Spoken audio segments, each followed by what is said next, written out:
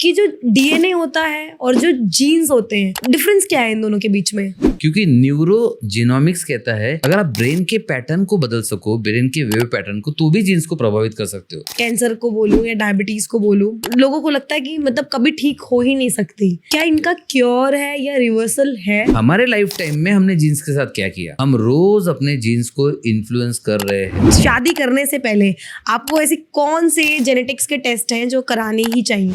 तो पहली बात, सप्रेस करने से आपको उस समय रिलीफ हो रहा है, but it is not going to help you long term. अगले महीने फिर से आएगा, अगले महीने फिर से आएगा, और जनरली आप देखोगे आगे बढ़ते बढ़ते जाएगा। डाइट करो, आप जिम जाओ, योगा करो, ये सारी चीजें करो, आप बिल्कुल फिट एंड फाइन हो जाओगे, चाहे आपको कितनी भी बीमारी हो। कितना ये मिथ है और कितना ये सही है? Because genetically women are build stronger. आप देखोगे स्ट्रेस से हैंडल करने की कैपेसिटी वुमेन्स की ज्यादा होती है। दवाई जब साइड इफेक्ट्स देती है हमें, तो उसकी वजह से भी हमें शुगर हो सकता है या और भी कोई प्रॉब्लम हो सकती है ऐसी। आप हेल्थ का मामले में लो, सक्सेस के मामले में लो, भेड़ चाल में लोग बिजी है। एक जो करता है दूसरा वही करता है। सब जो कर रहे हैं आप वही करोगे तो सबको जो रिजल्ट मिल रहा है आपको वही मिलेगा। नमस्कार दर्शकों, स्वागत है आपका स्टोरी कास्ट में। आई होप आप सब बहुत अच्छे होंगे और आपको और भी अच्छा करने के लिए मैं लाती रहती हूँ हमारे पॉडकास्ट शोज। और आज हमारे जो गेस्ट हैं वो हैं आपके जीन्स स्पेशलिस्ट। वो एक होम्योपैथिस्ट भी हैं और एक जीन्स स्पेशलिस्ट भी हैं, जो कि आपकी लाइफ चेंजिंग चीज़ें आपको बताने वाले हैं और आपको ये भी बताने वाले हैं कि कितनी सारी बीमारियां हैं जिनका क्योर भी है और वो जड़ से भी ख़त्म हो सकती हैं। तो आइए हम मिलते हैं डॉक्टर रवि सर से। Thank you for coming sir. आप मेरे शो पे आए, मुझे बहुत अच्छा लग रहा है आपसे मिलकर, और आई होप कि बात करके भी उतना ही अच्छा लगे, क्योंकि डॉक्टर्स से मेरा रिलेशन थोड़ा सा पुराना है। और वो अच्छा भी नहीं है ऐसा लग रहा है। नहीं है ऑब्वियसली। तो मैं अपने दर्शकों को बताना चाहूँगी कि जो सर बैठे हैं हमारे साथ, वो आपकी लाइफ के कुछ चेंजिंग मोड्स आपको बताने वाले हैं। आपको पता भी नहीं होगा कि आपकी जीन्स आपकी लाइफ में कितना बड़ा रोल अदा करते हैं। हम सिर्फ सोचते हैं प्रेजेंट टाइम मैटर करता है, नहीं भाई, पीछे का भी बहुत कुछ मैटर करता है। तो सर, सबसे पहला क्वेश्चन मैं आपसे यही पूछना चाहूँगी कि जो डीएनए होता है और जो जीन्स होते हैं, डिफरेंस क्या है इन दोनों के बीच में? सो डीएनए वो जो मॉडल होता है वो हेलिक्स मॉडल, ऐसा कर्वी मॉडल होता है वो डीएनए। अब डीएनए के अंदर ये बेसिकली जेनेटिक्स जो होता है ना, जीन्स तो एक सेल में सपोज 15-16 हज़ार जीन्स होते हैं एक सेल के अंदर, राइट। तो जीन्स, काफ़ी सारे जीन्स मिलके डीएनए का प्रोग्राम बनाते हैं, राइट। तो DNA is the bigger picture और जीन्स उसके स्मॉलर माइक्रो फीचर्स होते हैं। अब ये जीन्स हमारे अस्तित्व के लिए, हमारे एग्जिस्टेंस के लिए, अब जैसे फॉर एग्जाम्पल कोई 6 फुट लंबा है, कोई 4 फुट का है, कोई 5 फुट का है, कोई काला है, कोई गोरा है, राइट। किसी के बाल कर्ली है, किसी का स्वभाव गुस्सैल है। ये सारा जीन्स डिसाइड करता है, वहाँ पे सारा कोडेड फॉर्म में लिखा होता है, राइट। तो पहले ये समझा जाता था कि ये जीन्स और ये डीएनए ये फिक्स है, ये हमारा डेस्टिनी है। एक बार इसमें जो लिख दिया फिर ये कभी चेंज नहीं होगा। तो इसलिए लोग कहते थे कि ये हमको जो विरासत में मिले जीन्स वही है, उसको तो बस वही है, कुछ नहीं कर सकते हैं, ठीक है। तो इसलिए जीन्स बहुत ज़रूरी है, हमारे अस्तित्व का रीज़न जीन्स है। हम कैसे दिखते हैं, कैसे बात करते हैं, हमारा स्टाइल क्या, हमारा अंदाज क्या है, ये सारा भी जीन्स में प्रोग्राम्ड होता है। तो जीन्स हमारे लाइफ के लिए डेफिनेटली बहुत ही महत्वपूर्ण रोल अदा करते हैं। और जीन्स कहिए या डीएनए कहिए, ये शायद हमारा सेंट्रल कोर है हमारे अस्तित्व का। मतलब हम हैं तो जीन्स की वजह से, शायद उस कोड में गड़बड़ होती तो आज हम ऐसे नहीं होते। बिल्कुल सर। जैसे आपने बात की हाइट की और कलर की ना, ये मेरी भी हाइट छोटी है, ठीक है, तो मेरे पेरेंट्स की हाइट भी मतलब नॉर्मल है, इसलिए मेरी हाइट छोटी है। तो जब भी मेरे को कोई बोलता है शॉर्ट हाइटेड है, तो मैं बोलती हूँ कि भाई पेरेंट्स पे गई हूँ। क्या इस चीज़ का कोई क्योर नहीं है कि अगर मेरे पेरेंट्स के पास वो चीज़ है लेकिन मुझे वो चीज़ नहीं चाहिए, मुझे कुछ अलग चाहिए, मुझे थोड़ा डिफरेंट दिखना है या मुझे वो चीज़ चाहिए नहीं, तो चेंजेस के लिए कुछ मेडिकल में सोल्यूशन है क्या? ये तो क्वेश्चन बड़ा इंटरेस्टिंग है एंड हम शायद एक साईफाई जर्नी में जा रहे हैं, बट मैं इसे प्रैक्टिकल कॉन्टेक्स्ट में समझाऊंगा। ठीक है। अभी है ना, जीन एडिटिंग पर बहुत काम हो रहा है। अब जीन एडिटिंग का मतलब क्या होता है कि सपोज अगर आपको कम हाइट वाला जीन मिला है, जीन उसका नाम दे देंगे XX24 फॉर एग्जाम्पल, ठीक है। तो अगर XX24 जीन कम हाइट वाला जीन है और हम उसे एडिट कर पाए तो ये प्रॉब्लम सॉल्व हो सकता है। इस पर ऑलरेडी रिसर्च काफ़ी आगे बढ़ चुकी है और आगे डेफिनेटली इसका सोल्यूशन निकलने वाला है, राइट। हम जो काम करते हैं वो भी जीन एडिटिंग का दूसरा स्वरूप करते हैं। फॉर एग्जाम्पल, अगर यही बात आप मुझे पहले बताते कि ये जीन अगर आया है, इवन नहीं भी आया है, बट क्या इसे प्रोग्राम करके चेंज किया जा सकता है? Answer is yes. तो बीमारियों की जीन्स भी ऐसे ही आते हैं, तो हम उसको प्रोग्राम करते हैं। तो जीन्स कोई भी हो, एपीजेनेटिक्स नाम का साइंस है जिससे हम जीन्स को रीप्रोग्राम कर सकते हैं। और सबसे इंटरेस्टिंग वर्ड जो आपको शायद बहुत क्यूरियोसिटी क्रिएट करेगा, हम उस एक्टिव जीन को साइलेंस कर सकते हैं, जिसे कहते हैं gene silencing. Wow, that's great sir. तो चाहे वो शॉर्ट हार्ट का जीन हो, चाहे वो कैंसर का हो या डायबिटिक का हो। मतलब मैं लंबी हो सकती हूँ? हाँ, मतलब अभी आई डोंट नो। हाँ, क्योंकि अभी वो ये age factor, age factor, because height की ग्रोथ की फैक्टर के समय हो सकते हैं। हाँ। मतलब कोई अगर मेरे पास आता है, हाइट कम है और एज है सपोज 11 या 12, तो अगर वो पूछता है तो मैंने इलाज करना चाहिए क्या, क्योंकि हम लोग जेनेटिक, एपीजेनेटिक और रूट कॉज ट्रीटमेंट पर काम करते हैं, राइट। तो genetic, epigenetic, root cause treatment पर अगर काम करते हैं और आपके जीन्स हमको 11-12 साल की उम्र में मिल जाते हैं, तो हम उस पर भी काम कर सकते हैं और आपकी हाइट डेफिनेटली इससे ज़्यादा होती है, डेफिनेटली, राइट। एक और इंटरेस्टिंग बता दूँ, एक एग्जाम्पल बताऊंगा, उससे आपको समझ जाएगा कि हम क्या कर सकते हैं, ठीक है। एक बेबी पैदा हुआ बैंगलोर में, और जब भी कोई बच्चा पैदा होता है तो सबसे पहला सवाल, माँ तो अंदर होती है डिलीवरी रूम में, ठीक है, लेबर रूम में है, और पापा बाहर होते हैं। तो नर्स अगर बाहर आती है तो पापा सबसे पहला सवाल क्या पूछते, बताइए? कि बेबी कैसा है, बेबी हुआ, मदर के लिए पूछते हैं। क्या हुआ पहले, बेबी हाँ, क्या, बेबी लड़का क्या या लड़की, राइट? हाँ, यस यस। तो ये पापा ने पूछा क्या हुआ, लड़का या लड़की। नर्स ने कोई जवाब नहीं दिया, नर्स अंदर चले गए।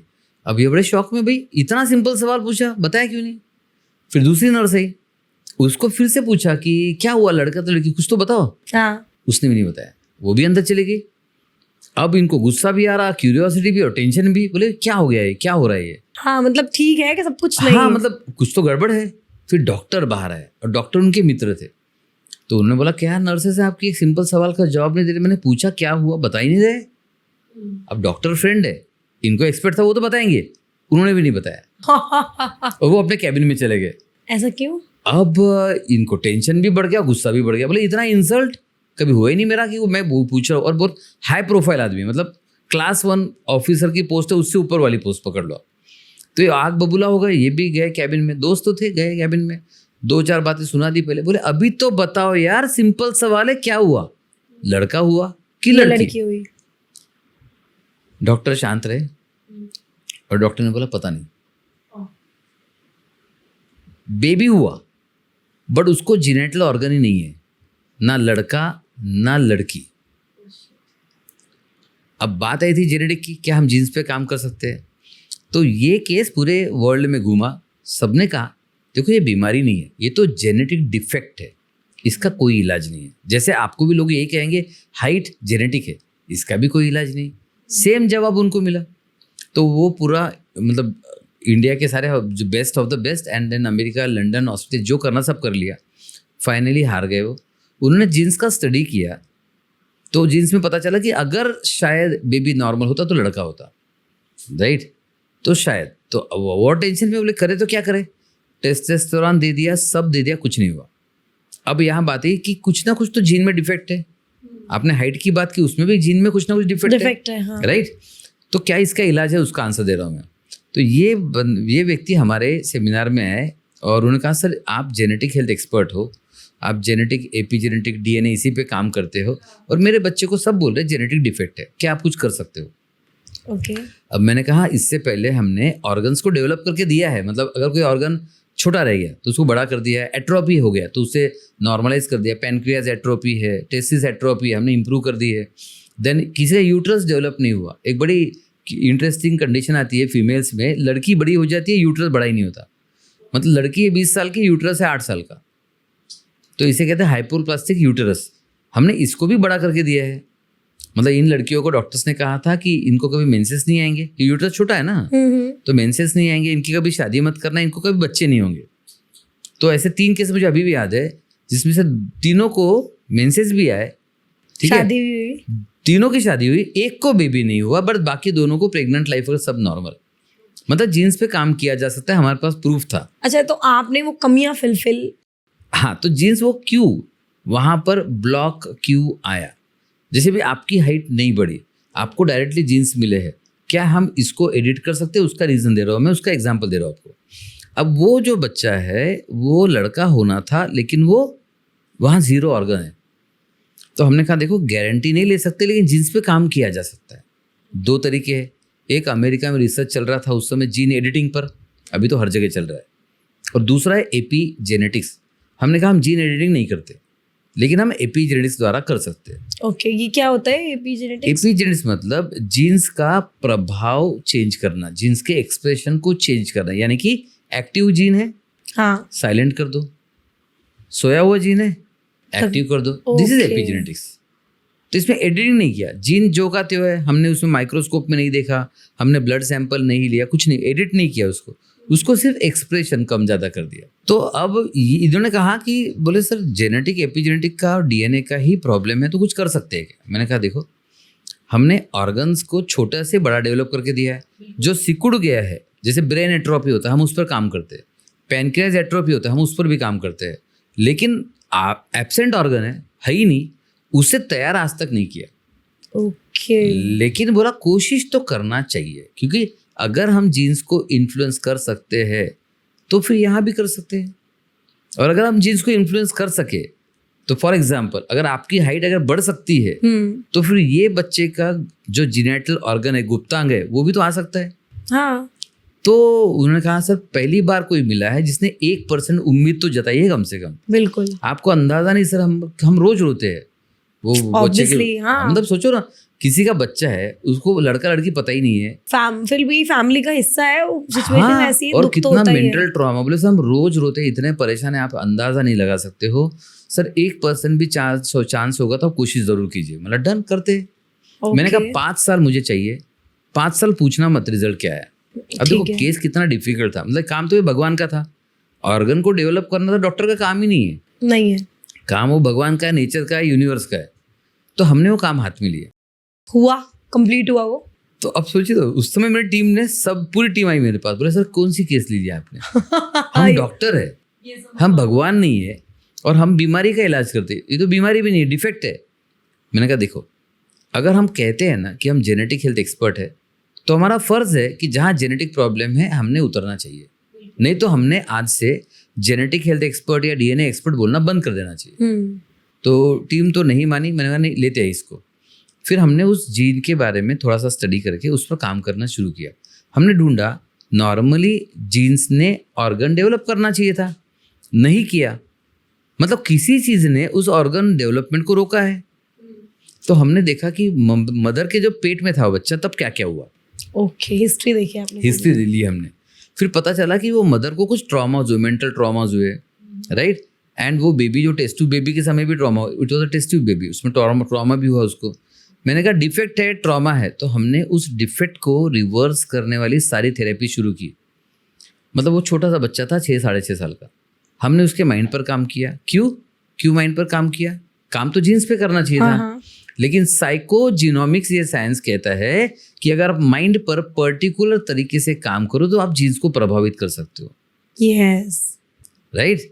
तो हमने माइंड के द्वारा जीन्स को इन्फ्लुएंस करना शुरू किया, साथ में न्यूरोप्लास्टिसिटी की, ब्रेन रीप्रोग्रामिंग, क्योंकि न्यूरोजीनोमिक्स कहता है अगर आप ब्रेन के पैटर्न को बदल सको, ब्रेन के वेव पैटर्न को, तो भी जीन्स को प्रभावित कर सकते हो। हमने वो भी किया। देन न्यूट्रीजीनोमिक्स कहता है कि आप न्यूट्रिशन में कुछ पर्टिकुलर चेंजेस लाओ तो आप राइट जीन्स को स्टिमुलेट कर सकते हो, तो हमने वो भी किया। साथ ही साथ हम जो वर्क करते हैं उसमें जेनेटिकली टारगेटेड होम्योपैथिक मेडिसिन पर काम करते हैं, हमने वो भी किया। 6 मंथ्स हो गए, कोई रिजल्ट नहीं। यूजुअली हमें बहुत फास्ट रिजल्ट मिलता है। आपने देखा होगा मेरी किताब है इंस्टा हीलिंग कोड। यस, तो हम यूजुअल क्रॉनिक डिसीज में तो 5 दिन में रिजल्ट देते हैं, राइट। तो ये तो मेरे लिए बहुत ज़्यादा हो गया, 5-6 महीने। तो फिर भी ऑब्वियसली वो 5-6 महीने मतलब पीरियड उनके लिए तो कुछ नहीं था, वो तो 5 साल दिया था उन्होंने मुझे। 8 महीने में 9 महीने में लगा कि वो एरिया में कुछ हो रहा है, रेड आ गया, एंड पेरेंट्स वरीड हो गया, सर कुछ इचिंग हो रहा है, कुछ हो रहा है। मतलब कुछ मत करो, रुक जाओ, let us see, wait and watch. 8-10 महीने में वो कुछ ना कुछ वहाँ ग्रोथ दिखने लगी। ओके, 1 साल में क्लियर हो गया कि भाई ये लड़का ही होगा। एंड आपको बताओ, ये शायद दुनिया का अनूठा आश्चर्य है, उसका ऑर्गन ग्रो होने लगा और आज उस बच्चे के पास अपना normal male organs, male genital organs है सारे। वाओ सर, मतलब ये तो मैजिक है। यस, मतलब ये मैजिक से भी कुछ ज्यादा है। हाँ, लेकिन exactly. एक मैजिक से भी ज्यादा है, लेकिन मैं बताऊँ ये मैजिक हमारा नहीं है। ये लोगों लोगों को को समझना चाहिए ये उनका मैजिक है। Exactly. उनके पास पावर्स है सारे के सारे। मतलब आप बीइंग अ डॉक्टर, आप एक पेशेंट को क्या सजेस्ट करना चाहेंगे कि उनकी जो बीमारियों का क्योर है वो किस तरीके से पॉसिबल है? वो क्या ऐसी चीज है जो उनके अंदर होनी चाहिए जिससे वो लड़ सकते हैं? वेरी गुड क्वेश्चन, और बहुत स्ट्रेट फॉरवर्ड हुआ but I love this question. तो जब वो जेनेटिक्स से हमने ऑर्गन को ग्रो कर दिया, अब मुझे बताओ, पूरे मेडिकल साइंस मानता है कि हम जीन एडिटिंग के द्वारा डायबिटीज, कैंसर या किसी भी बीमारी को ठीक कर सकते हैं। ठीक है, हाँ, राइट। यस। तो जीन एडिटिंग के द्वारा कर सकते हैं, वो काम नहीं कर रहा है तो जीन एपिजेनेटिक के द्वारा एडिट कर लो। राइट। तो आपकी बीमारी कोई भी हो, स्पेशली मैं बात करूंगा क्रॉनिक डिसीजेस की। जैसे क्रॉनिक डिसीज मतलब जो बीमारी एक बार आ जाए तो जीवन भर चलती है। डायबिटीज हो गया, ब्लड प्रेशर हो गया, थायराइड हो गया, ऑटोइम्यून डिसीज हो गया, कैंसर्स हो गए, ये सारी बीमारियां, इनफैक्ट सारी बीमारियां ही जेनेटिक और ऑटोइम्यून से रिलेटेड है। Yes yes yes, right, genetic से रिलेटेड है। तो अगर आपको सही में बीमारी का इलाज करना है तो पहली बात कंट्रोल कंट्रोल कंट्रोल करना छोड़ो।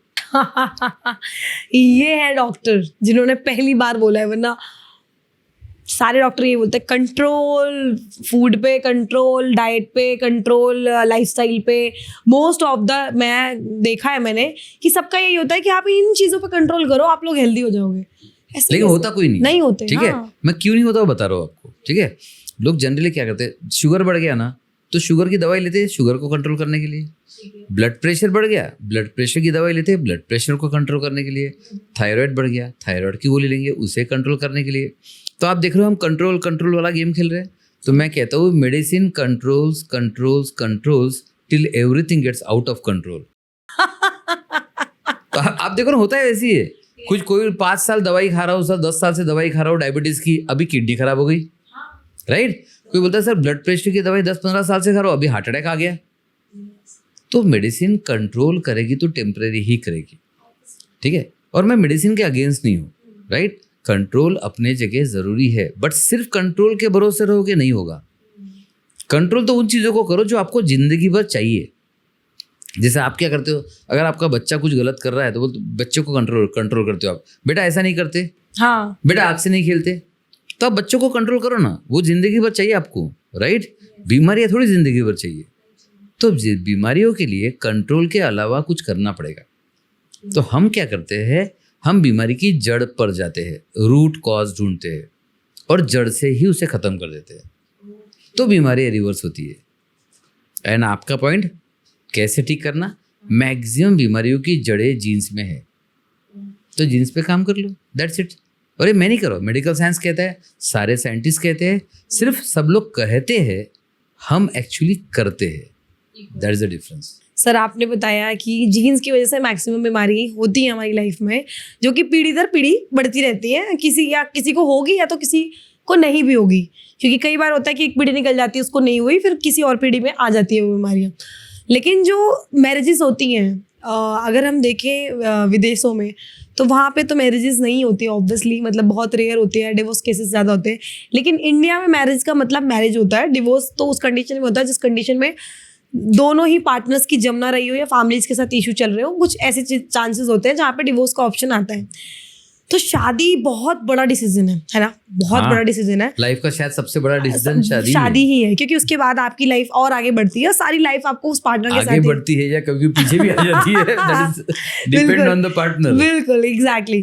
तो ये इतना बड़ा डिसीजन है। तो अगर कोई शादी करने वाला है, तो अगर वो इंसान अपने लव पार्टनर के साथ या फिर अरेंज मैरिज, कोई भी मैरिज कर रहा है, तो एक डॉक्टर होने के उससे आप क्या बताना चाहेंगे कि शादी करने से पहले आपको ऐसी कौन से जेनेटिक्स के टेस्ट हैं जो कराने ही चाहिए, जिससे आपकी लाइफ आगे सिक्योर हो जाए और आपके बच्चे भी सिक्योर हो जाए? Very good. इसमें ये इस क्वेश्चन को 2 एंगल है। तो एक ये थोड़ा मैं सेकंड लूँगा, इसके पहले इंटरेस्टिंग और इम्पोर्टेंट एंगल है। जैसे आपने कहा कि हमें जो जेनेटिक्स बीमारियां होती है वो हमारे पूर्वजों के थ्रू आती है, तो ये गलत है। अच्छा, हाँ, ये गलत है। तो ये मिसकंसेप्शन पहले दूर होना ज़रूरी है। देखिए, लोग पहले मानते थे कि हमारा जीन्स और डीएनए में जो लिखित आ गया वो हमारा डेस्टिनी है, वो फाइनल है। राइट, बट वो कॉन्सेप्ट चेंज हो चुका है काफ़ी सालों पहले, मतलब बहुत सालों पहले काफ़ी लोग हैं, ब्रूस लिप्टन आप देख लो, जो डिस्पेंजा आप देख लो, और काफ़ी सारे साइंटिस्ट ने रिसर्च किया है कि जीन्स को प्रभावित किया जा सकता है। अब वो कैसे होता है, मैं आपको इंटरेस्टिंग 2 चीज़ें बता रहा हूँ। जेनेटिक्स से जब बीमारी आती है, एक आती है हमारी पूर्वजों से, विरासत में आती है, उसे कहते हैं इनहेरिटेड जेनेटिक्स, यानी कि वंशानुगत हमें आया है, पारंपरिक नहीं, वंशानुगत से आया है, हमको फैमिली से आया है। दूसरा होता है इंटरेस्टिंग, दूसरा होता है उससे भी बड़ा जेनेटिक प्रॉब्लम। एक आता है फैमिली से आया हुआ, वो छोटा है। दूसरा होता है हमारे लाइफ टाइम में हमने उस जीन के साथ कुछ अत्याचार किए हैं और उस जीन्स को बीमारी के अनुरूप ढाल दिया है, और इसलिए वो बीमारियां अभी पैदा कर रहा है। अब ये तो आपने काफ़ी लोगों को देखा होगा, अरे हमारे फैमिली तो कभी था ही नहीं, एग्जैक्टली हाँ, आया कहाँ से? अरे आपने उस बीमारी के साथ, उस जीन्स के साथ, आपने आपके जीन्स के साथ खिलवाड़ किया ऐसे है। कुछ खिलवाड़ किए हैं, अत्याचार किए हैं कि उसमें बीमारी की टेंडेंसी आ गई और इसलिए आपको बीमारी आई है। तो जीन्स के बारे में लोगों का कहना यही है ये कि मिथ है। परिवार से ही आता है, ये मिथ है। बट वो छोटा है प्रॉब्लम, वो मिथ है। ज़्यादा बड़ा प्रॉब्लम है हमारे लाइफ टाइम में हमने जीन्स के साथ क्या किया। और मैं आपको बताऊं, हम रोज़ अपने जीन्स को इन्फ्लुएंस कर रहे हैं। ज़्यादातर लोग गलत कर रहे हैं, जाने अनजाने में। हम लोग उसी को पैटर्न चेंज करके सही करवा के बीमारियों को रिवर्स भी करवा रहे हैं। तो जीन्स को इन्फ्लुएंस तो आप कर रहे हो, जाने अनजाने, चाहे अनचाहे, चॉइस इज योर्स, राइट। तो अब अगर आपको कोई भी बीमारी आ गई तो वो जेनेटिक ही है। आप कहोगे सर वो डॉक्टर ने तो नहीं बताया मेरी बीमारी जेनेटिक है, फिर भी जेनेटिक है, फिर भी। तो आप कहोगे सर डायबिटीज़ मेरे भाई का जेनेटिक बताया, मेरा नहीं बताया, चलो ये तो फैमिली होगी। मेरे दोस्त का जेनेटिक बताया, मेरा नहीं बताया, फिर भी जेनेटिक है, राइट। क्योंकि अगर एक सिंपल एग्जांपल लूँ पहले, आप अगर 10 फ्रेंड्स किसी रेस्टोरेंट में गए, अब वो 10 फ्रेंड रेस्टोरेंट में गए और सपोज उस दिन रेस्टोरेंट का खाना खराब था, राइट, तो क्या सभी को एग्जैक्टली दो वोमिटिंग्स होंगी? नहीं ना, अलग अलग बॉडी का वो है अलग ना। अलग बॉडी है, अलग अलग टाइप है, राइट। तो किसी को 2 वोमिटिंग होंगी, नहीं, हाँ, किसी को किसी को नहीं 2 भी वोमिटिंग होगी, थी, 2 लूज मोशंस होंगे, किसी को शायद 5-6 लूज मोशन हो और जाए, किसी को शायद हो भी ना। किसी को शायद कुछ भी ना हो, और किसी को शायद फूड पॉइजनिंग हो जाए, एडमिट करना पड़े, सलाइन लग बिल्कुल जाए, बिल्कुल बिल्कुल। और अनफॉर्चुनेटली किसी को इतना ज्यादा हो जाए कि वो एक्सपायर भी हो जाए, राइट। बॉडी की क्षमता के अब अकॉर्डिंग मुझे बताओ, ये बीमारी फूड के कारण आई है या किसी और चीज के कारण है? सोच के वो बताओ। जीन्स के खिलवाड़ के कारण आई है। एग्जैक्टली तो आपके बॉडी में जो टेंडेंसी है वो बीमारी आपको आएगी।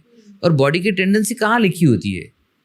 बीमारी का मेनू कार्ड कहाँ पर होता है? नहीं होता ऑब्वियसली, राइट। तो ये आपके जीन्स में जो टेंडेंसी आती है उसके अनुरूप आपको बीमारी आती है। ओके। तो बीमारी कोई भी हो, ठीक है। अगेन स्ट्रेस का बोलोगे आप, अब सपोज 10 लोगों को स्ट्रेस आया तो क्या सबका बीपी बढ़ेगा?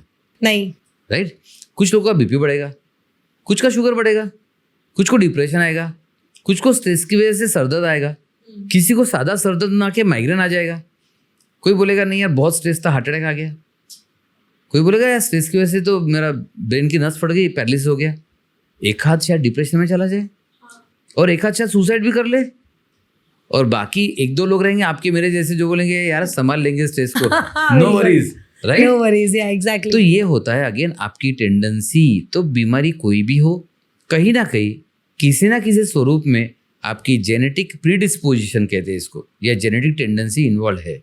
ओके। तो सारी बीमारियां कहीं ना कहीं जड़ जीन्स अवेलेबल है, तो इलाज में भी कहीं ना कहीं जीन्स को इन्वॉल्व करना पड़ेगा, बिल्कुल, राइट।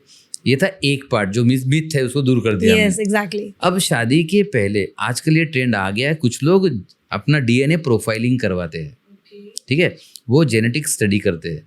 लेकिन है ना, इसमें ये सच है कि करना चाहिए आइडियली, बट इतनी अच्छी टेस्ट आई ही नहीं है जो आपको 100% आपको गारंटी से वो बोलते ना गुण मिला दे, वैसे जेनेटिक गुण मिलाने वाला कुछ आया नहीं अब तक। बिल्कुल बिल्कुल। क्योंकि देखिए बॉडी में जीन्स कितने होंगे, तो खरबों जीन्स है, और टेस्ट में हम कितना करेंगे, कुछ जीन्स ही पता चले मेडिकल साइंस को। बिल्कुल। तो ये जो टेस्ट कुछ लोग करवा रहे हैं, बट इसका एक्चुअली ज़्यादा यूज नहीं है, क्योंकि आप टेस्ट भी कर लोगे कितना, 500 जीन टेस्ट कर लिया, बाकी जीन्स में गड़बड़ होगी तो पता क्या आपको। तो ये बड़ा रिस्की डिसीजन है कि सिर्फ उसके भरोसे शादी की जाए। लेकिन अगर कोई चाहे कि आगे सिक्योर कर सके लाइफ को थोड़ा बेटर करने के लिए, ताकि कुछ प्रॉब्लम्स तो रुक ही सके ना, तो कौन सी ऐसी चीज़ें हैं या कौन से ऐसे टेस्ट हैं जो करना चाहिए एक मेल को भी और एक फीमेल को भी शादी से पहले? ये जो है ना, ये ट्रेंड है नया, बट मैं आपको बताऊँ, ये ट्रेंड को ज़्यादा वैल्यू नहीं है। Practically it is not possible कि आप सारे जीन्स को चेक कर लो, जेनेटिक सारे प्रॉब्लम पहले ही पता कर लो, नहीं है पॉसिबल। बट फिर भी मैं कुछ टेस्ट बता दूँ आपको। कुछ लोग है ना सलाइवा से डीएनए प्रोफाइलिंग टेस्ट करते हैं, हाँ, ठीक है। तो उसमें ये पता चलता है बीमारी की क्या क्या टेंडेंसीज आप में है, कुछ हद तक पता चलता है। साथ ही साथ कौन सा फूड आप टॉलरेट कर पाओगे नहीं कर पाओगे ये भी पता चलता है। यस, एंड आपको आगे बीमारी के चांसेस कौन से वो भी पता चलते हैं। जैसे आपको एंजेलिना जोली का केस पता है? नहीं सर, अब बताइए। अरे वो बहुत इंटरेस्टिंग केस है। एंजेलिना जोली को ये पता चल गया पहले ही कि उसे ब्रेस्ट कैंसर का चांसेस ज़्यादा है। ओके। कैसे पता चला? एक है ना ब्राका जीन आता है, वो ब्राका जीन ये टेस्टेबल जीन है, तो टेस्ट किया, पता चला पॉजिटिव है। और उनके फैमिली में भी ब्राका जीन वालों सबको कैंसर आया है। अच्छा, हाँ, ठीक है। तो अभी Angelina Jolie one of the most beautiful Hollywood stars, right? मतलब आपके आधे ऑडियंस तो उनके फैन होंगे ही होंगे। तो उनको पता चला कि उनको ब्रेस्ट कैंसर आ सकता है, तो उन्होंने अपने दोनों ब्रेस्ट को निकाल दिया पहले ही, ताकि ना रहेंगे ब्रेस्ट, ना आएगा breast cancer. Okay, I remember this case, right? या अभी इसमें भी एक बड़ा फ्लॉ है। अभी ब्रेस्ट का टिश्यू जितना उन्होंने निकाला, उसके अलावा कुछ भी रहा ना तो भी कैंसर आ सकता है, ठीक है। दूसरा, अगर आपका कैंसर जीन एक्टिवेटेड है तो ब्रेस्ट की वो तो ओवरी में भी आ सकता है, वो तो यूट्रस में भी आ सकता है, कहीं भी जा सकता है वो, राइट? यस। तो मैं ये बताने की कोशिश कर रहा हूँ, आप कोई भी टेस्ट कर लो, यू आर नॉट 100% सेफ, ठीक है। तो टेस्टिंग ठीक है, कर रहे हैं लोग, और ज़्यादा बेहतर तरीके से टेस्ट आएंगे तो शायद इसमें ज़्यादा फायदा होगा।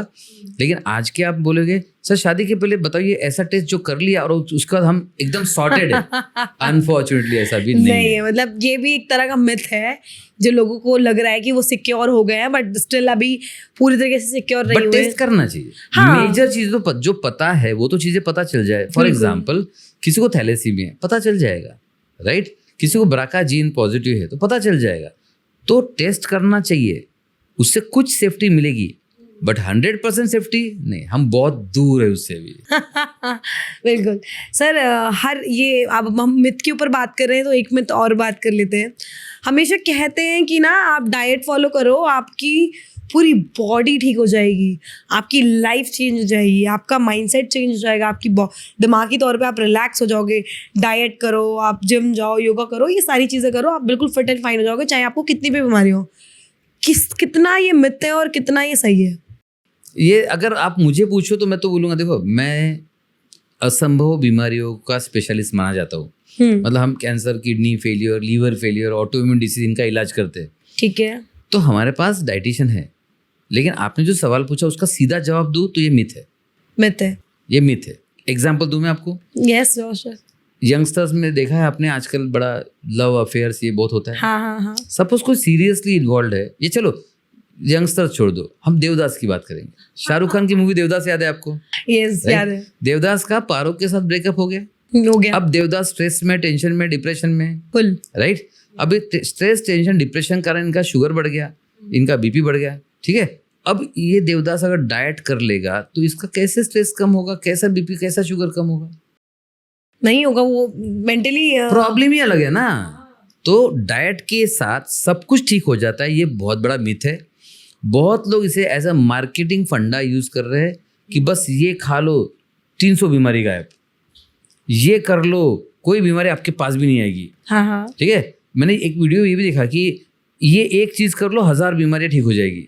अरे अगर ऐसे होता तो शायद सब लोग ठीक हो चुके होते। तो कोई भी एक चीज ऐसी नहीं है जो करने से सारी बीमारियां ठीक हो सके। ओके, ठीक है। डाइट का बिल्कुल भी नहीं है।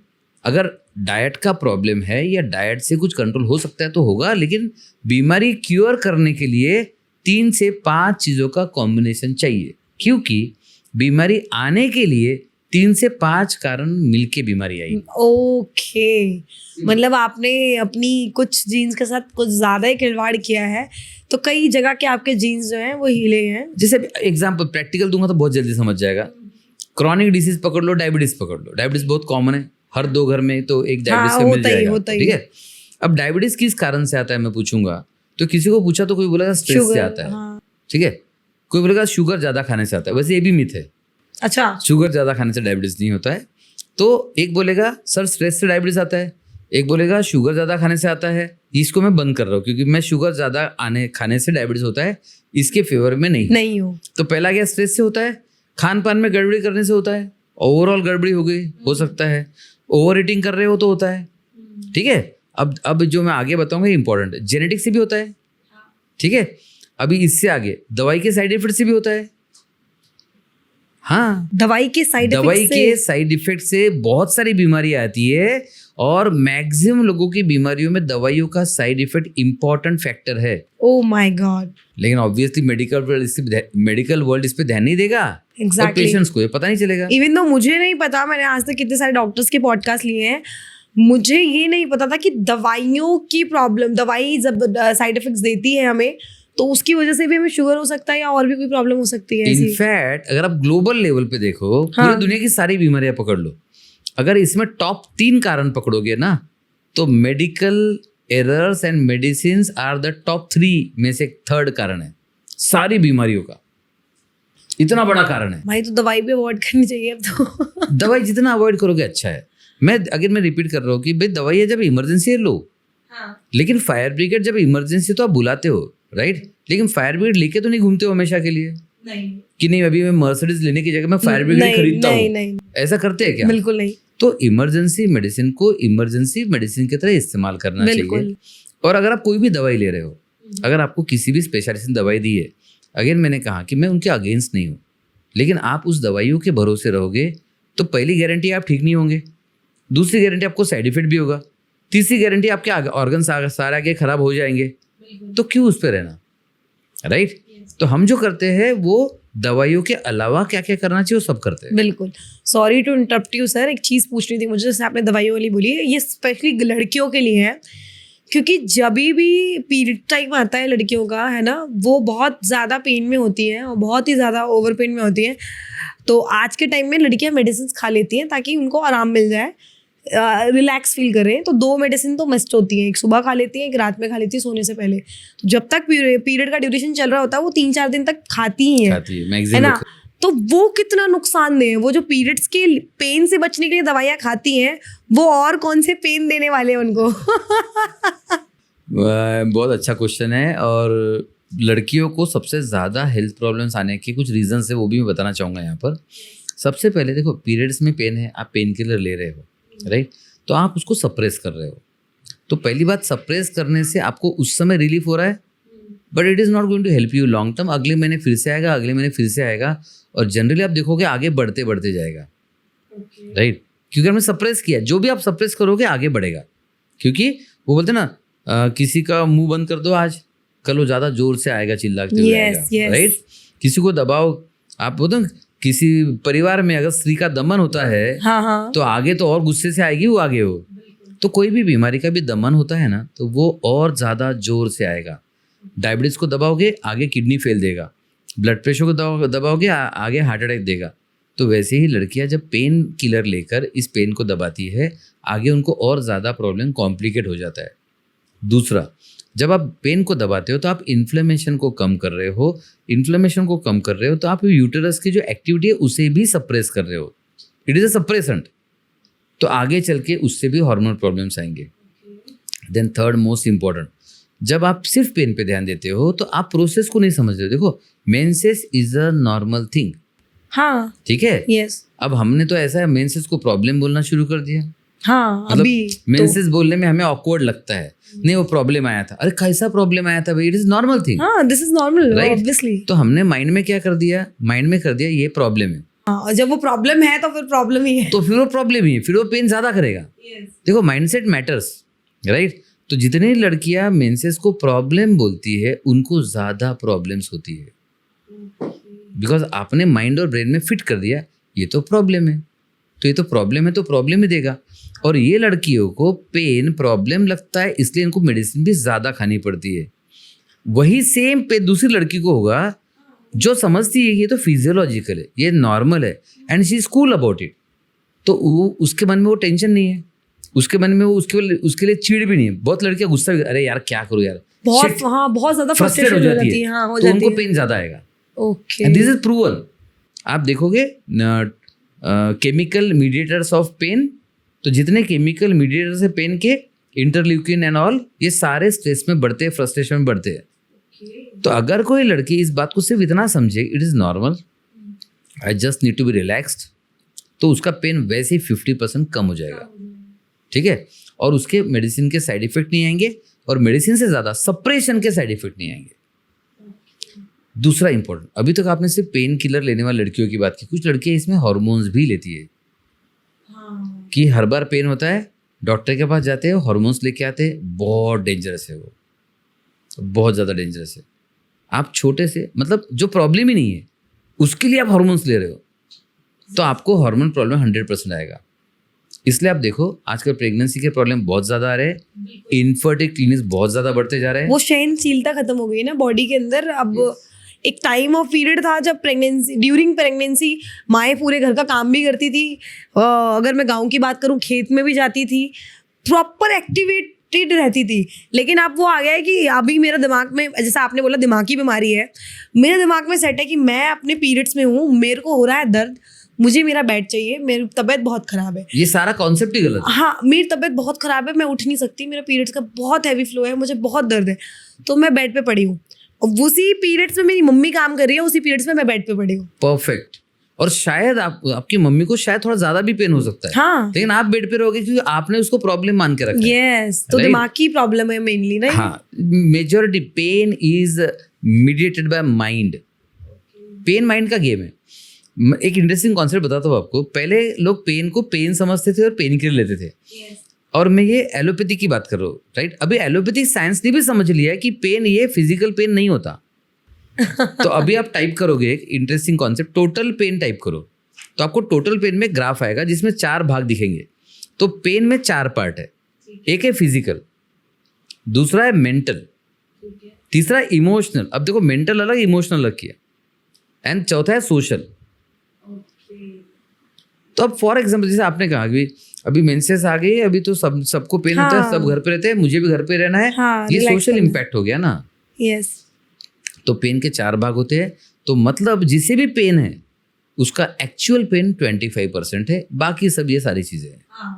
बाकी मेंटल है, इमोशनल है, सोशल है। तो real pen is only 25%।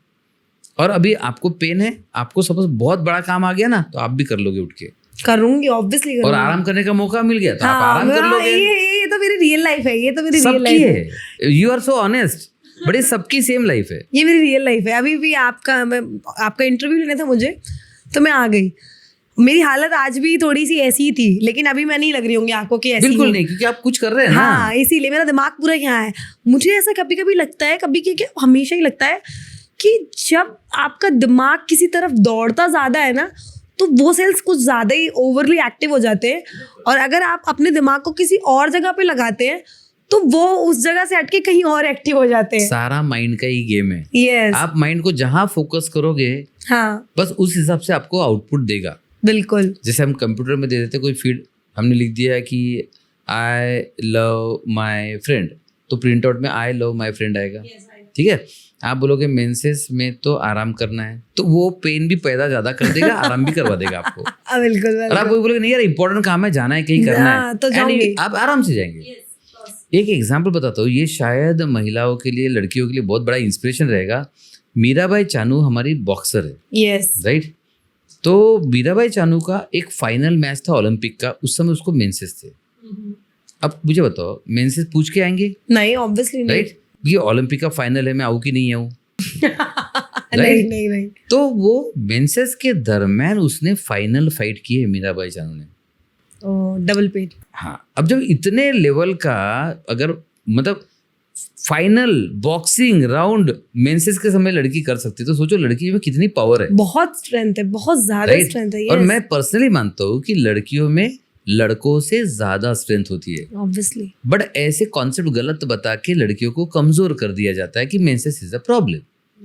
It is not a problem. In fact आपके सिस्टम को, आप लोग लकी हो कि आपका सिस्टम क्लीन होते रहता है, आपका बोन मैरो एक्टिव रहता है, और सिर्फ मेंसेस की वजह से काफी महिलाओं को बहुत सारी बीमारियां नहीं होती। राइट, तो it is such a nice thing, तो उसको उतना ही इजीली लोगों ने लेना चाहिए। बिल्कुल लेना चाहिए। सर अभी आपने ना 2 टॉपिक्स मेरे दिमाग में एकदम जगा दिए हैं, ठीक है। दोनों टॉपिक्स में से एक है मेन और एक है वुमेन। जब जीन्स की बात आती है तो दोनों के कैरेक्टर्स अलग अलग पाए जाते हैं। एक आदमी का सोचना अलग होता है, एक औरत का सोचना अलग होता है, उनकी फिजिकल एक्टिविटीज़ भी अलग होती हैं, है ना, स्ट्रेंथ भी अलग होती है, सब कुछ अलग होता है। तो अगर ये जीन्स में ऐसा क्या है कि दोनों को अलग अलग बना देता है ये, और ये जो दिमाग में चीज़ है कि मेंस के जीन्स ज़्यादा स्ट्रांग होते हैं वुमेन्स से, क्या ये सच है कि सच में एक आदमी औरत से ज़्यादा क्षमता रखता है? ये झूठ है, एक्चुअल झूठ है ये। मैं आपको एग्जाम्पल के साथ बताऊँ, हाँ, जब भी ट्विंस होते हैं किसी महिला को, तो जब ट्विंस कमजोर होते हैं, जनरली एक सिंगल बेबी रहा सपोज 3.5-4 किलो का है, लेकिन ट्विंस है तो जनरली थोड़ा सा कमजोर ट्विंस पैदा होते हैं, राइट। और प्रीमैच्योर हो गए तो और कमजोर, राइट। तो ट्विंस है और प्रीमैच्योर है, तो बोले ट्विंस है, उसको वो मशीन में रखना पड़ा, कांच की पेटी में रखना पड़ा, इनक्यूबेटर में रखना पड़ा। तो सबसे पहला सवाल कोई भी समझदार डॉक्टर क्या करेगा पता है? ट्विंस क्या है, लड़का है लड़की?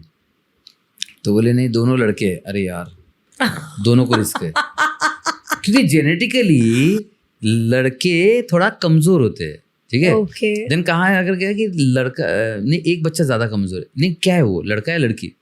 लड़का है कहते ही अरे यार शिट, थोड़ा मुश्किल है बचना। लेकिन वो थोड़ी सी कमजोर लड़की है, चिल, निकल जाएगी। हाँ, लेकिन लोग इसको भगवान के साथ कनेक्टेड कर देते हैं, बट साइंस का कुछ, साइंस है वो भगवान के साथ भी कनेक्ट करो तो भी अल्टीमेटली साइंस है। Women are genetically, girls are genetically much more stronger than mains.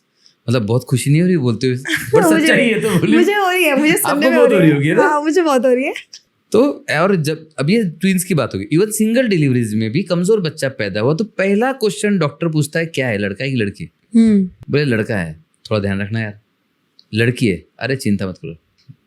ऐसा क्यों सर? मतलब because genetically women are build stronger. आप देखोगे स्ट्रेस से हैंडल करने की कैपेसिटी वुमेन्स की ज्यादा होती है। हाँ, पेशेंस वुमेन्स में ज्यादा होता है। तो आप देखोगे हर जगह ज्यादा तो वुमेन्स के पास ही है, right. And women are the creator.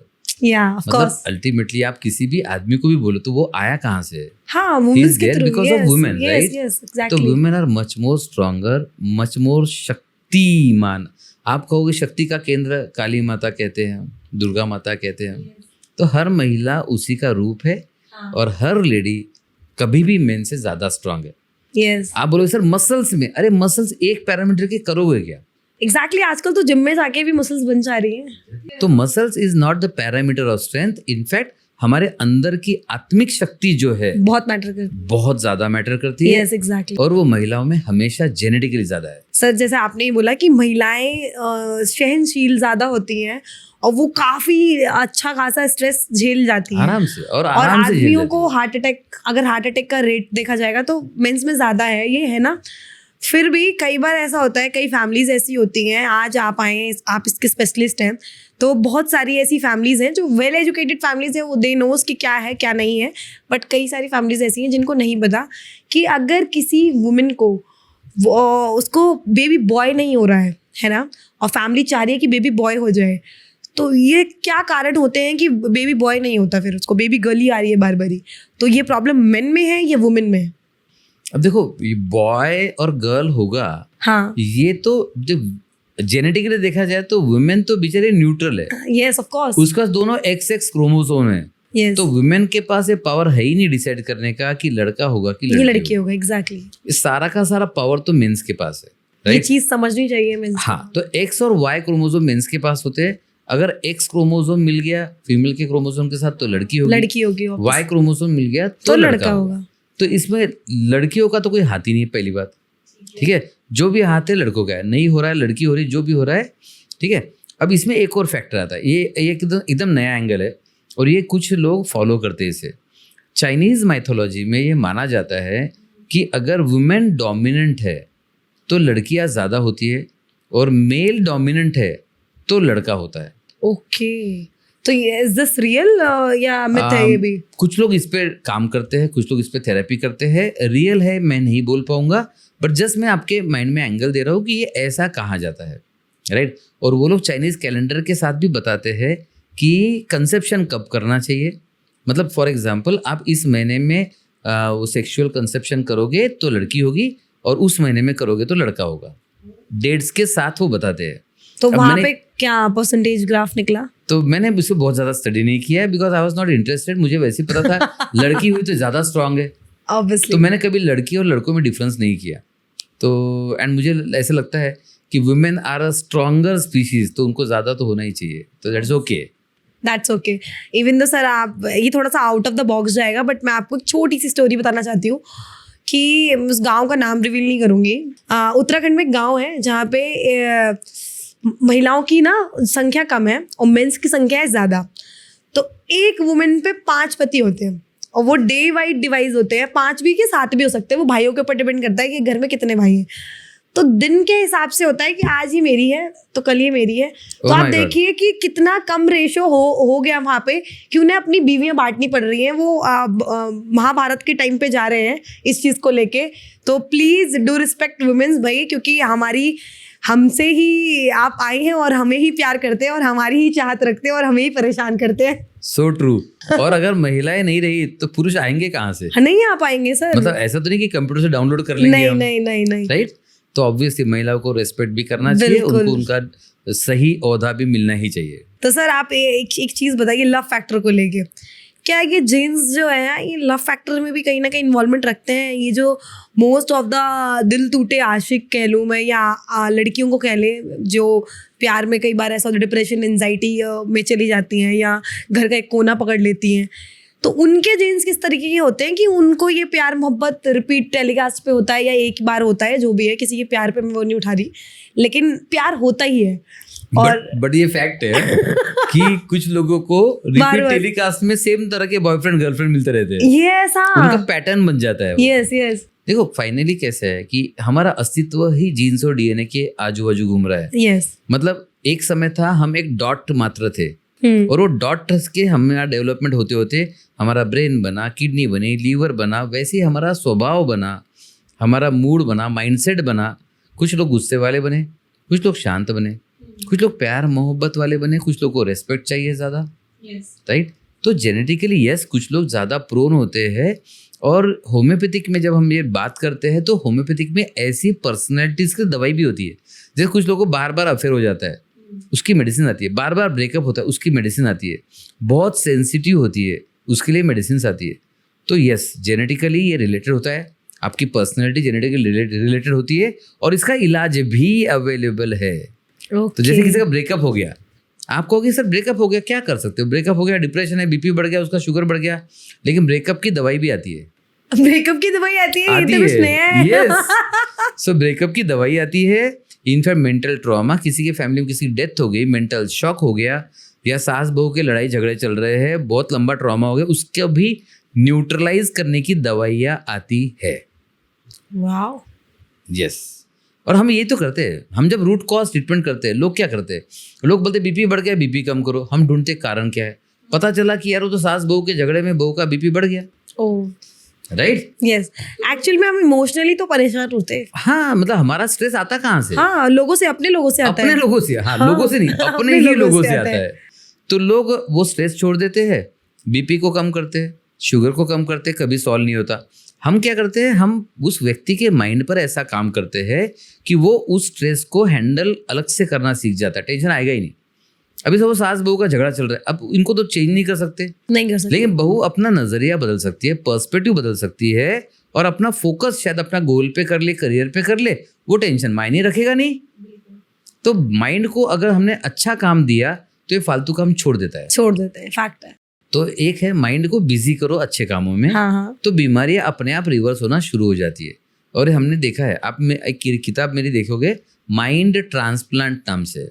Okay. लोग किडनी ट्रांसप्लांट करते हैं, लीवर ट्रांसप्लांट करते हैं, लोग पता नहीं hair transplant, bone transplant, skin आजकल ट्रांसप्लांट, तो सब जॉइंट कुछ पॉसिबल है। ट्रांसप्लांट, इवन जेंडर भी बदल रहे हैं लोग, बदल रहे हैं। राइट। लेकिन माइंड क्यों नहीं बदल रहे? माइंड बदलेंगे तब कुछ सब कुछ सब बदलेगा। कुछ माइंड के साथ ही है। हाँ। इनफैक्ट अगर मैं माइंड हटा दूं तो इंसान नहीं रहेगा, जानवर हो जाएगा वो। सोचो ना, इंसान और जानवर में डिफरेंस क्या है? कुछ भी डिफरेंस नहीं है दोनों के। माइंड का डिफरेंस है, राइट? यस, माइंड ही है जो इंसान को इंसान बना रहा है, माइंड ही है जो इंसान को टेंशन दे रहा है, माइंड ही जो सारा स्ट्रेस दे रहा है, सारी बीमारियां दे रहा है। तो आप माइंड को पहले बदलने की बजाय आप किडनी, लीवर, हार्ट, ये सब बदलने के पीछे चढ़ गए हो। तो इसलिए मैंने किताब लिखी माइंड ट्रांसप्लांट। तो आप माइंड पर काम करो, लाइफ में सक्सेस चाहिए माइंड पर काम करो, हेल्थ चाहिए माइंड पर काम करो, कुछ भी चाहिए लाइफ में आपको सिर्फ माइंड पर काम करना है।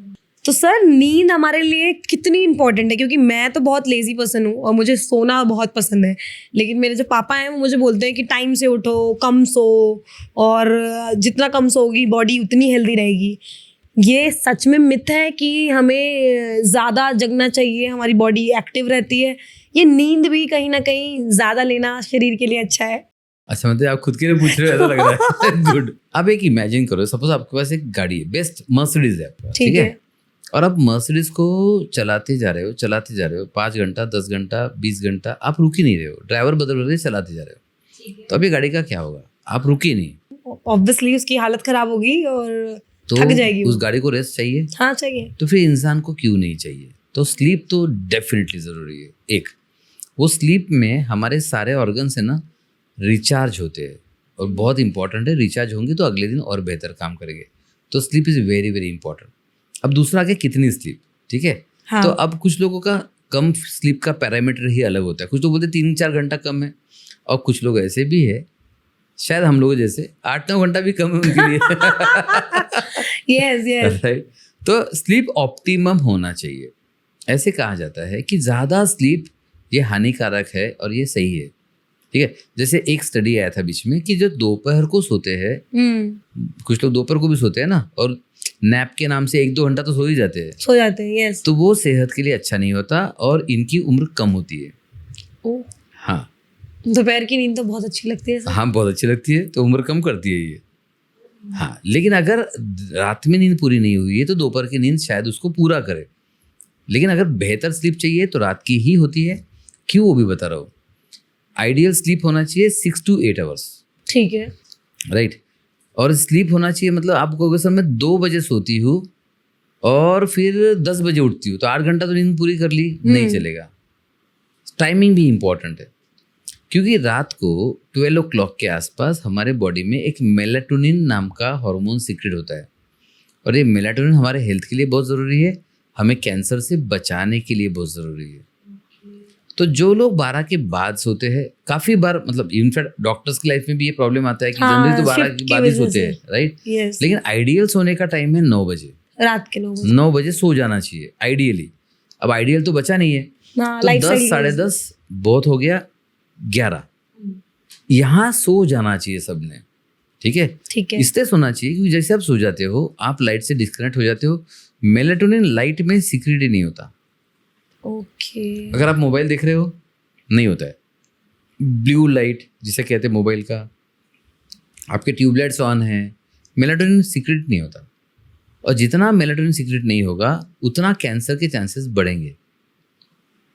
तो अगर नींद सही समय पे नहीं ली और सही मात्रा में नहीं ली तो बाकी बीमारियों के चांसेस भी बढ़ते हैं, रिचार्ज भी नहीं होता है, और कैंसर का चांस भी बढ़ता है। मतलब नींद से कैंसर हो रहा है। और इसीलिए आप देखोगे एक सर्वे आया था बीच में, जो नाइट शिफ्ट वाले लोग हैं ना उनमें कैंसर की संभावनाएं ज़्यादा है। ओके। ये सर्वे हो चुका है, रिसर्च हो चुका है, और साबित भी हो चुका है। सो नींद ज़रूरी है, लेकिन हाँ बहुत ज़्यादा लो तो भी प्रॉब्लम है, बहुत कम लो तो भी प्रॉब्लम है। तो 6 से 8 घंटा ऑप्टिमम। एज जैसे जैसे बढ़ती जाती है नींद की रिक्वायरमेंट कम होती जाती है। अब आप कहोगे सर बच्चा तो 12 घंटे सोता है, तो क्या उसकी उम्र कम हो रही? नहीं, बच्चे को उसकी रिक्वायरमेंट ज़्यादा है एज के अकॉर्डिंग। सो कम उम्र में ज़्यादा नींद रहती है, उम्र बढ़ती जाती है नींद कम होती जाती है। तो अगर बुजुर्ग है जो 4-5 घंटा सो रहे हैं, which is okay, that is okay. 4 घंटे कोई ज़्यादा सो रहे हैं, मेरे दादाजी बहुत सोते हैं। दादाजी बहुत सोते हैं तो उनको मेडिकल प्रॉब्लम्स कुछ ना कुछ होंगे। तो ये फिजियोलॉजी है, मतलब जो ज़रूरत नहीं है आप वो कर रहे हैं तो आपको प्रॉब्लम्स आएंगे, आपको प्रॉब्लम फेस करना पड़ेगा। Okay sir. तो 6 से 8 घंटा, मतलब अगर मैंने 6 से 8 बोला, फॉर एग्जांपल आपके दादाजी अगर 8 घंटा सो रहे तो शायद ये नहीं है उनके लिए सही, उनके लिए 6 घंटा ज़्यादा अप्रोप्रिएट है एज के हिसाब से। हाँ, 99 के हैं वो। 99 इतना घंटा कैसे सो रहे हो यार? कुछ तो प्रॉब्लम है फिर तो पक्का। 99 के हो। फिर कुछ दवाइयों की वजह से भी सो रहे होंगे वो। नहीं, मेडिसिन वो लेते ही नहीं है, उनकी रूटीन लाइफ बहुत अलग है, मतलब अच्छी है, फिट लाइफ है उनकी। दैट इज ओके, वो एक्सेप्शन रहता है हर जगह। जैसे फॉर एग्जाम्पल अभी आप बोलोगे सर मैं फिर 10 घंटा सोना चाहिए मेरे दादाजी के हिसाब से, है ना?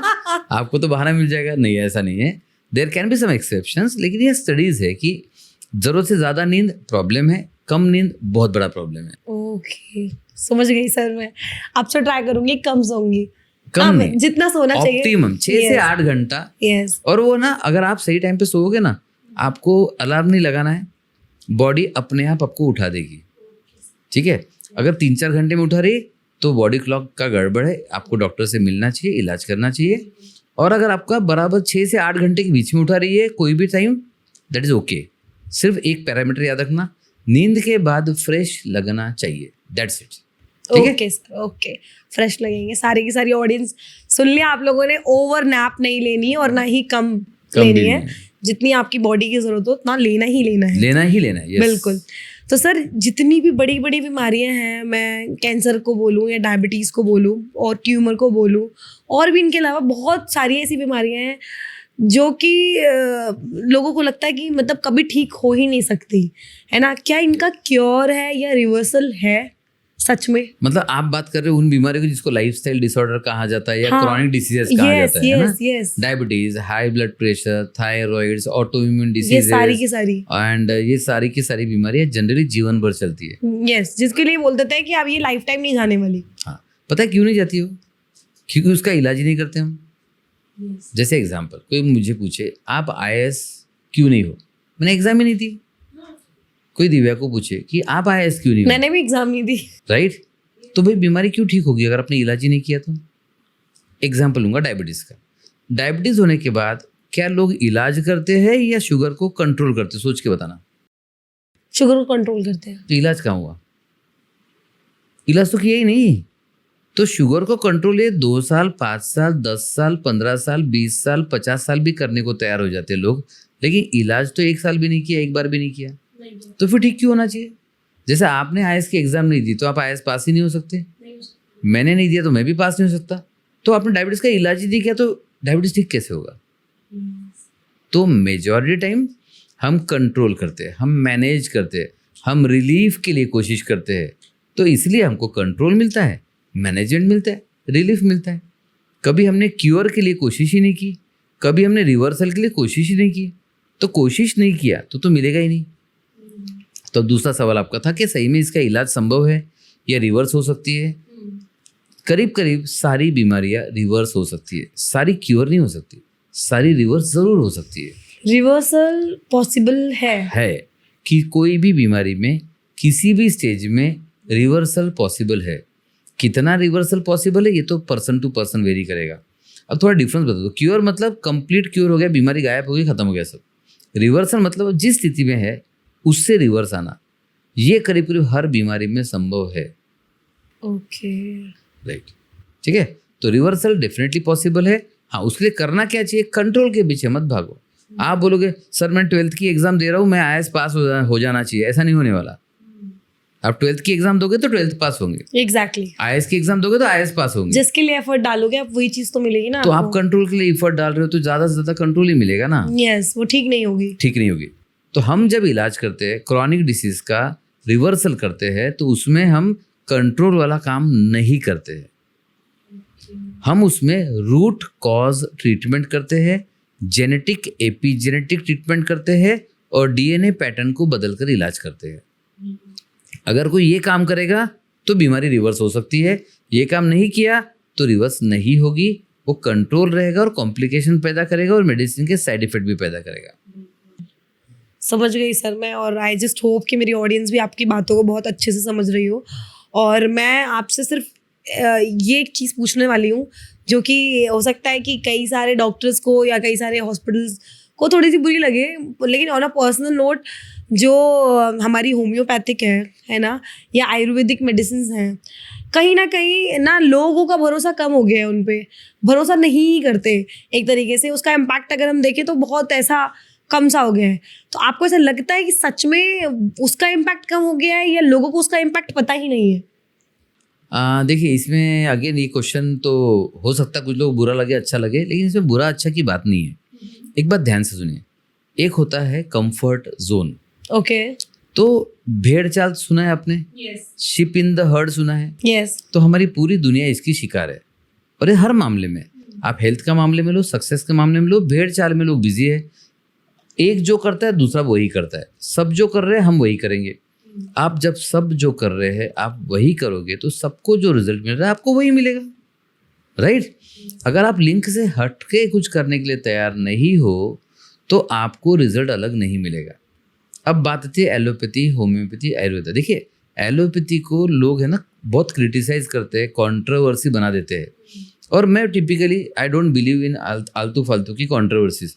मुझे पता है मैं कंट्रोवर्सी बनाऊँ तो मैं फेमस हो जाऊँगा बट क्या हो जाएगा, लोग है ना साइकोलॉजिकली डिस्टर्ब हो जाते हैं। ऐसे भी लोग एलोपैथी तो बकवास है बोलने वाले लोग मिल जाते हैं, लेकिन वो क्या कर रहे हैं, वो पेशेंट के मन में एलोपैथी के बारे में हमेशा के लिए ऐसा निगेटिव बीज बो रहे हैं कि जब भी वो एलोपैथिक डॉक्टर के पास जाएगा उसको जाना तो पड़ेगा, लेकिन वो विश्वास भी नहीं कर पाएगा तो ठीक भी नहीं होगा। तो एलोपैथी की अपनी जगह है। एलोपैथी ये कंट्रोल, रिलीफ, मैनेजमेंट के लिए बेहतरीन है, इमरजेंसी में जान बचाने के लिए बेहतरीन है, हॉस्पिटल्स है, देन आईसीयू है, सब इम्पॉर्टेंट है ये अपनी जगह। लेकिन क्या इससे बीमारियाँ ठीक होती है? नहीं। एलोपैथी डॉक्टर खुद बताते हैं आपको, दे आर सो ऑनेस्ट, पहले दिन बोल देंगे डायबिटीज़ हो गया आपको, जिंदगी भर गोली खानी पड़ेगी, ठीक नहीं हो सकता। अब वो प्रॉब्लम आपका है कि आप उनके पास जिंदगी भर जा रहे हो ठीक होने की उम्मीद से, ठीक है?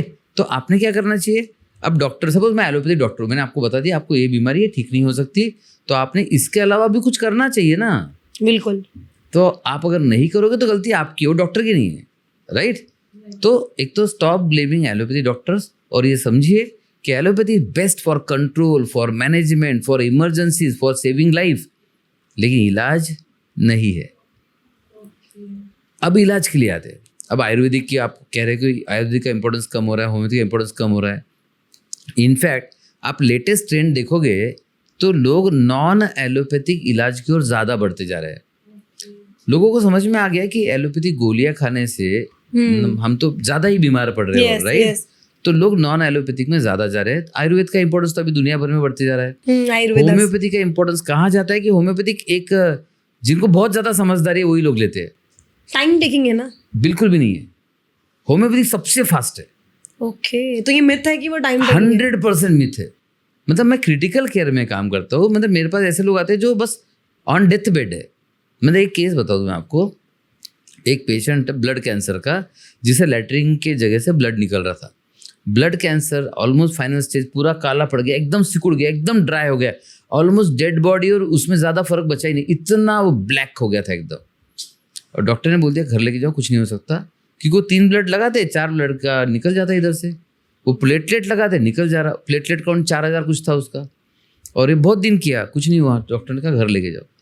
तो वो पेशेंट को किसी ने बताया कि आप डॉक्टर रवि वैरागड़े के पास एक बार जाओ, नागपुर में जाओ, उनके हॉस्पिटल में जाओ और देखो, ट्राई करो कुछ, क्योंकि हमारे पास पेशेंट मतलब सब जब हिम्मत छोड़ने के बाद आ जाते हैं हमारे पास। तो सबने कहा, डॉक्टर ने कहा ये हॉस्पिटल में पहुंचेगा ही नहीं, तो आप बेहतर है घर लेके जाओ, he is going to get expired within a day. तो पेशेंट ने कहा मुझे मर गया तो चलेगा, एक बार जाना है, तो वो हमारे पास है। अब हाँ, हमारे यहाँ पर एक इंपॉर्टेंट बता दूँ कि I am not just a homeopath, हमारा एडवांस हेल्थ वर्स है, एलोपैथी, होम्योपैथी, आयुर्वेदा, नेचुरोपैथी, हम सभी है हमारे पास। तो हमारे पास एक पैथी नहीं है। जैसे मेरी वाइफ खुद एलोपैथिक डॉक्टर है, राइट? ओके, अलग अलग। हाँ, तो अभी आप समझ गए होंगे कि मैं एलोपैथी को क्रिटिसाइज क्यों नहीं करता, राइट? घर में कौन दुश्मनी मोल लेगा but not like that, allopathy की अपनी जगह है, तो उसको रिस्पेक्ट मिलना चाहिए, ठीक है? तो अब वो पेशेंट हमारे पास आया, तो मेरे वाइफ ने देखा बहुत क्रिटिकल है, बोले होम्योपैथी के भरोसे नहीं रखेंगे, मैं पहले ब्लड लगाती हूँ। लगा दो, सब कर लिया। शाम तक पता चला जितना 3 बॉटल लगा दिया, 4 बॉटल निकल गया। तो मुझे फ़ोन आया, बोले नहीं कर सकते कुछ, तो होम्योपैथी ऐड करनी पड़ेगी। अब हमने होम्योपैथिक मेडिसिन ऐड की, और सिर्फ रात भर में जो 15 दिन से ब्लीडिंग चल रहा था वो रात भर में आधा हो गया। नेक्स्ट डे पहली बार पेशेंट उठ के बैठा। It's like a miracle sir.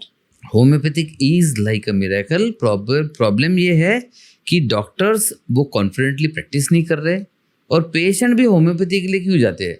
Piles, pimples, थोड़ा सा हेयर फॉल, वो काले धब्बे आ गए आँख के नीचे, हार्मोन प्रॉब्लम, मेंसेस प्रॉब्लम, खत्म। हमारे पास एक भी ऐसा पेशेंट नहीं है। हमारे पास है chronic pancreatitis, SLE, autoimmune disease, kidney fail, liver fail, cancers, मतलब जो भी motor neuron disease, Parkinson's disease, dementia, मतलब हमारे पास वो बीमारी है जो असंभव कही जाती है। और उसमें जब होम्योपैथी रिजल्ट दे सकती है तो आप कैसे कह सकते हो होम्योपैथी स्लो है? नो भाई, मैं गलत थी सर। नहीं, सभी गलत है। हाँ, ऑब्वियसली। इनफैक्ट होम्योपैथिक डॉक्टर्स भी यही मानते हैं काफी सारे, and that is the biggest mistake. So homeopathy is ultra fast. और क्यों अल्ट्रा फास्ट है? क्योंकि आप एलोपैथिक दवाई खाओगे या आयुर्वेदिक दवाई खाओगे, ये पहले आपको निगलनी पड़ेगी, पेट में जाएगी, डाइजेस्ट होगी, एब्जॉर्ब होगी, उसके बाद असर करेगी। होम्योपैथिक आप यहाँ बूंद लो, ये सीधा ब्रेन पे काम करती है, work starts with in seconds. तो ये है पावर ऑफ होम्योपैथी, अगर इसका सही ढंग से इस्तेमाल किया जाए तो। बिल्कुल। तो ये तो वॉरियर्स के लिए बहुत अच्छी चीज़ है और बहुत अच्छा ट्रीटमेंट है। इसकी तो सबसे बड़ी बात ये है कि साइड इफेक्ट्स भी नहीं होते सर।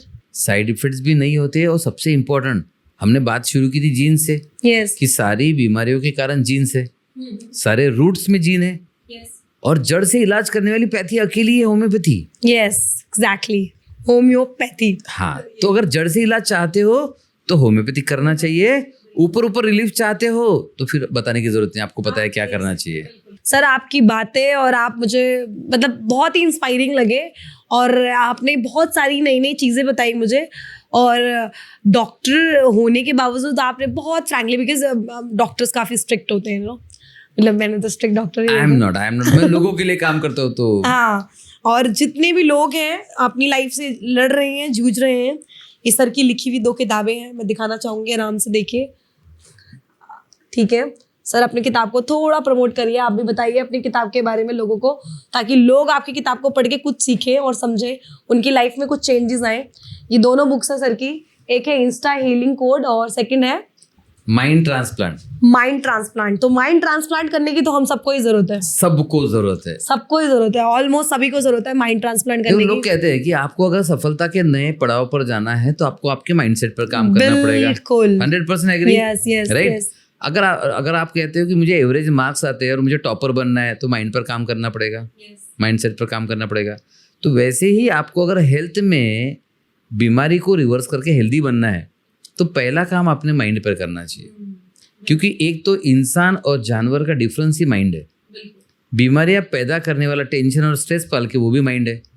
तो सारी जड़ें तो माइंड में है, और आप माइंड पर काम नहीं करोगे तो कभी ठीक नहीं हो सकते हो। आप दुनिया का कोई भी पेशेंट देख लो, वो चिंता में होता है, टेंशन में होता है, स्ट्रेस में होता है, डर लगता है, मरने का डर, अटैक का डर, बीमारी का डर, मेरे बाद मेरे बच्चों का क्या होगा, मेरे बीवी का क्या होगा, जबकि पता ही नहीं है खुद का क्या होगा, महिलाओं को और ज्यादा डर होते हैं, मेरे साड़ियों का क्या होगा, मेरे बाद मेरे आभूषण का क्या होगा, है ना, मेरे पति की दूसरी शादी तो नहीं कर लेंगे। तो इतने सारे टेंशन पालते हुए कोई व्यक्ति हेल्दी नहीं बन सकता। बिल्कुल। तो अगर कोई भी बीमारी है, पहला काम कुछ करना चाहिए तो माइंड ट्रांसप्लांट करना चाहिए। अब माइंड ट्रांसप्लांट मतलब ऐसा नहीं होगा कि मैं दिव्या का माइंड निकाल के मेरे इसमें डाल दूंगा, ऐसा नहीं। Mind is a invisible thing available. आपको निगेटिव माइंड वाला चेंज करके पॉजिटिव माइंड इंस्टॉल करना है। इंस्टॉल क्यों बोल रहा हूँ? बिकॉज ये फास्ट करना है। आप नहीं कर सकते सर मैं मेडिटेशन कर रहा हूँ पिछले 1 साल से, थोड़ा शांत लग रहा है। It doesn't work like that. Mind transplant हम कैसे करते हैं? हमारा प्रोग्राम है इंस्टा हीलिंग रिट्रीट, ठीक है। तो ये देखो, आप देखोगे इसमें लिखा है द 5 डे, 5 दिन में 5 साल का काम हम कर देते हैं, ठीक है। अब सपोज किसी को डायबिटीज है या किसी को किडनी प्रॉब्लम है, किडनी फेल है, तो हम किडनी पे काम ही नहीं करेंगे। हम देखेंगे किडनी का बॉस कौन है, किडनी को सिग्नल किसका जाता है, तो किडनी को सिग्नल तो ब्रेन के पास से जाता है, तो हम ब्रेन पे काम करेंगे। अब ब्रेन पे काम कैसे करना? फास्ट रिजल्ट चाहिए ना, तो फास्ट रिजल्ट के लिए ब्रेन पे काम करना है तो माइंड के थ्रू जा सकते हैं हम। जैसे एग्जाम्पल, किसी को अगर शेर आ गया सामने, कितने घंटे बाद उसको डर आएगा? तुरंत आएगा, राइट। अब ध्यान से सुनना, छाती हार्ट बीट बढ़ जाएगी, कितने घंटे बाद आएगी? तुरंत, मतलब स्टार्ट हो जाएगी, धीरे धीरे इमीडिएट स्टार्ट हो जाएगी, राइट। यस, ठीक है। हाथ पांव थरथर कांपने लगेंगे, ये भी तुरंत होगा, राइट। अब डर की वजह से सुसु पॉटी हो जाएगी, पैन गीली हो जाएगी, कितने घंटे बाद होगी? अब वो हो सकता है कि कुछ उसी समय हो जाए या फिर हो सकता है थोड़ी देर बाद। नहीं, जनरली तुरंत होगा। शेर सामने आया, पूरा सिस्टम 1 सेकंड में हिल गया, मरने का डर, राइट? तो डर ये तो माइंड में आया ना, मतलब माइंड से पूरी बॉडी एक सेकंड के अंदर पूरी बॉडी हिल गई। यस, तो हमने इसी कॉन्सेप्ट को इस्तेमाल किया है कि माइंड से एक सेकंड में पूरी बॉडी हिल सकती है, तो माइंड में अच्छी चीजें डालने से क्या हम एक सेकंड में पूरी बॉडी को हेल्दी कर सकते हैं? ऑब्वियसली कर सकते हैं। ठीक है, तो ये प्रूवन है कि कर सकते हैं। तो चलो एक सेकंड नहीं, 5 दिन में तो कर सकते हैं। तो हमने वो सारे माइंड के प्रिंसिपल्स को अप्लाई करके इंस्टा हीलिंग कोड बनाया है। वाओ, तो बीमारी कोई भी हो, आपको बस माइंड के थ्रू काम करो, क्योंकि माइंड के थ्रू जीन्स पर काम किया जा सकता है, इसे कहते हैं साइकोजिनोमिक्स। माइंड के थ्रू ब्रेन को प्रोग्राम किया जा सकता है, इसे कहते हैं न्यूरोप्लास्टिसिटी। एंड माइंड के थ्रू अपने बॉडी का हार्मोन सिस्टम सारा चेंज होता है, बिल्कुल right? Immunity, psycho neuro immunology के द्वारा इम्यूनिटी भी चेंज होती है। तो आप देखोगे माइंड से सब कुछ कनेक्टेड है, और ब्रेन तो फिजिकली सबसे कनेक्टेड है। तो आपको ठीक होना है, बस 3 चीज़ों पे काम करो, माइंड, ब्रेन एंड जीन्स। अगर आपने 3 चीज़ों पे काम कर लिया, कोई भी बीमारी आप रिवर्स कर सकते हैं। Right? Okay sir, thank you. So Insta healing code तो सबने पढ़ना चाहिए, और जिसे बड़ी सफलता चाहिए उसने माइंड ट्रांसप्लांट पढ़ना चाहिए। बिल्कुल, दिमाग को ट्रांसप्लांट करके एक नया दिमाग फिट करिए और अपनी दिमाग के अंदर रिफ्रेश करिए और बताइए कि व्हाट यू एक्चुअली वांट और what you are doing with your mind. So everything starts with the mindset. Yes, exactly. बीमारी भी, हाँ, और हेल्थ भी। तो सबसे पहले तो मैं सर का बहुत बहुत शुक्रिया अदा करूंगी। बहुत बहुत धन्यवाद आपका कि आप मेरे शो पे आए। आपने बहुत इन्फॉर्मेटिव चीज़ें मुझे बताई, और हम चाहेंगे कि हम दोबारा एक सेकंड पार्ट भी लेकर आएँ, क्योंकि बहुत कुछ छूट रहा है अभी, बहुत कुछ कवर अप करना था। लेकिन आपकी बातों को सुनने में मुझे इतना मजा आया कि मैंने ध्यान ही नहीं दिया कि मुझे और भी बहुत कुछ पूछना था। अच्छा, खुद के क्वेश्चंस भूल गए। नहीं, डिटेलिंग्स में मैं वो सारी चीजें पूछने लग गई। मैंने कहा but that will be good. This was important. आपके जो भी ऑडियंस है उनको डिटेल्स भी पता होना जरूरी है। Exactly. तो that shows you care for your audience. That's good. या मैं तो उनकी केयर करती हूँ। अगर किसी को कोई हेल्थ प्रॉब्लम है तो कमेंट सेक्शन में लिख सकता है, और हम है ना सबको फ्री कंसल्टेशन प्रोवाइड करते हैं।